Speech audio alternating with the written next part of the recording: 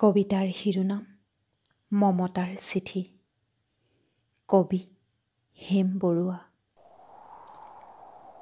মৰমৰ এয়া মম এডাল জ্বলাই লৈছোঁ।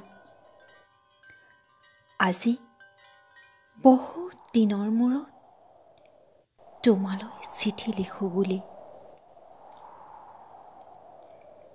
বাহিৰৰ উৰুঙা বতাহজাকে মমডাল আহি কোবাইছেহি। চাওঁ খিৰিকীখন জপাই দিওঁ।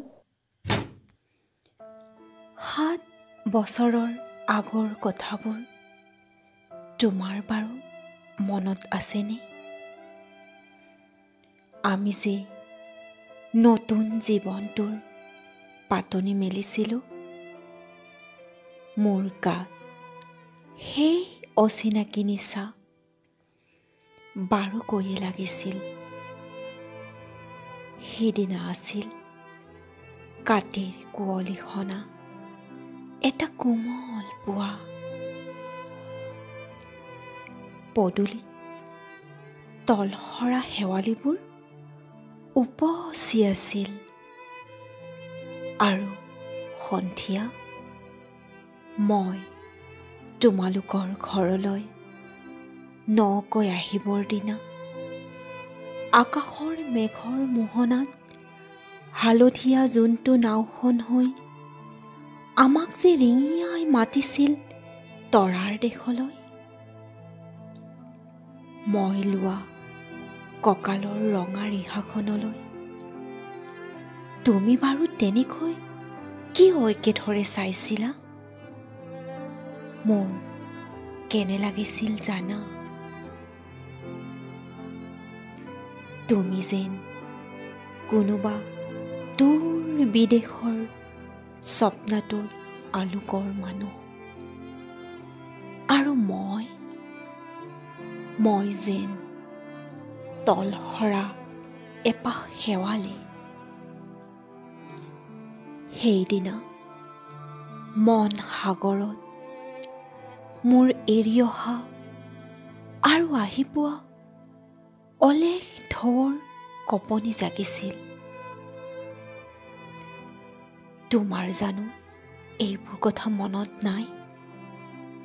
আমাৰ দেউতাই যে চিঠিত লিখিছিল,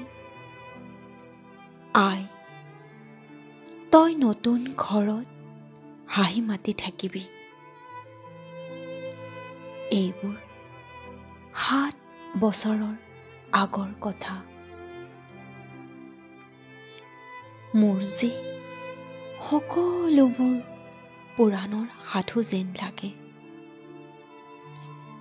জেঠমহীয়া দেউতাৰ বছৰেকীয়া হৈ গ'ল। তোমাৰ বাবুত এতিয়া বৰটো হৈছে। তাৰ ওপৰ পাৰি এধান মানি ডালিম গুটি যেন তাত অকণি গজিছে। সি মোক একেবাৰে এৰিকে নিদিয়ে। কেতিয়াবা মোৰ যে ইমান খং উঠে। তুমি নাই নহয় সেইকাৰণে। সি বাৰু মোৰ বগা সাজযোৰলৈ এনেদৰে তধা লাগি চাই থাকে কিয়? তাৰ উপজাৰে পৰা এইযোৰ কাপোৰ চিনাকি সেইকাৰণে নহয়।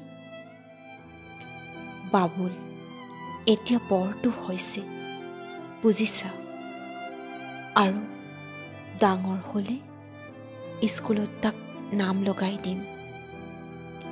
সি স্কুলত থকা সময়খিনি মোৰ যে বুকুখন তেনেই উদং হৈ থাকিব ভাই। আৰু কি লিখিম? বিশেষ একো নাই। মোৰে শপত, তুমি যিদিনা উলটি আহিবা মোক আগতীয়াকৈ জনাবা দেই।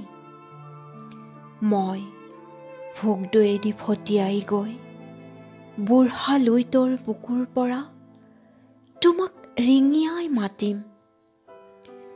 তুমি যিদিনা উলটি আহিবা মোক আগতীয়াকৈ জনাবলৈ নেপাহৰিবা দেই। মৰম ল'বা। ইতি তোমাৰ মমতা। পুনৰ এইবাৰ বুজিছা, মাঘৰ বিহুৰ মেজিৰ জুইকুৰা বৰ ৰঙাকৈ জ্বলিছিল। আমাৰ আইতাৰ কলি ছাগলীজনীৰ 2টা পোৱালি জগিছে, এটা সোঁত বগা, আনটো পখৰা।